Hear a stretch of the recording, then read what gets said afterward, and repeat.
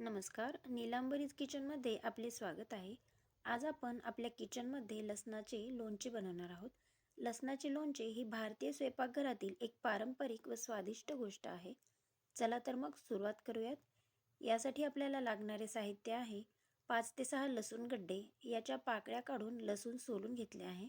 2 चमचे तिखट, अर्धा चमचा हळद, 1 चमचा मीठ, 1 चमचा जिरा पावडर, 1 चमचा सोप पावडर आणि पाव चमचा मेथी पावडर लागणार आहे. यामध्ये जिरे, सोप आणि मेथ्या थोड्याशा भाजून मिक्सर करून घ्यायच्या आहेत.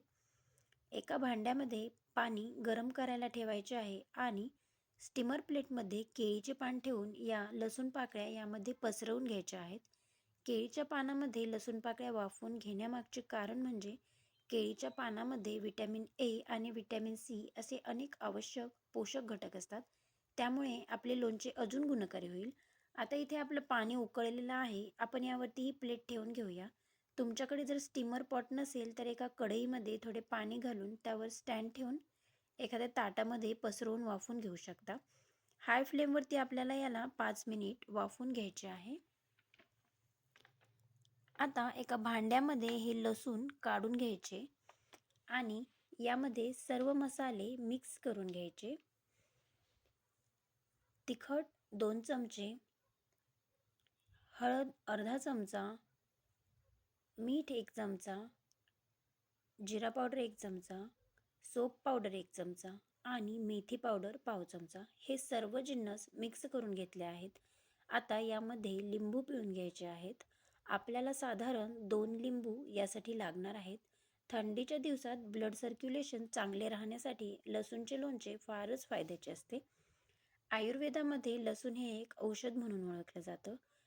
लसूण खाल्ल्यामुळे पचनक्रियाही सुधारते. तसेच डायबिटीजच्या रुग्णांसाठीही हे लोणचे फारच फायद्याचे ठरते.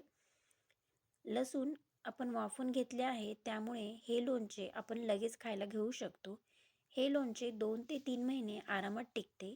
जास्त दिवस टिकण्यासाठी यामध्ये विनेगर घालण्याची गरज नाही आणि या वाफलेल्या लसणाच्या लोणच्याची चव पण खूप मस्त लागते. आता फोडणीसाठी एका कढईमध्ये 4 ते 5 चमचे तेल घालून घेऊया. तेल गरम झाले की गॅस बंद करून 1 चमचा मोहरी घालून घेऊया.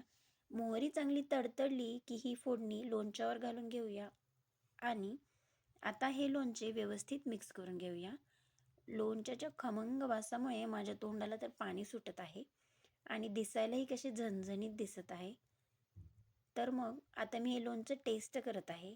तुम्ही पण हे लसणाचे लोणचे नक्कीच करून पहा आणि आपल्या प्रतिक्रिया नक्कीच कळवा. आणि आपल्याला जर हा व्हिडिओ आवडला असेल तर व्हिडिओला नक्कीच लाईक करा, शेअर करा आणि आपल्या चॅनलला सबस्क्राईब करा.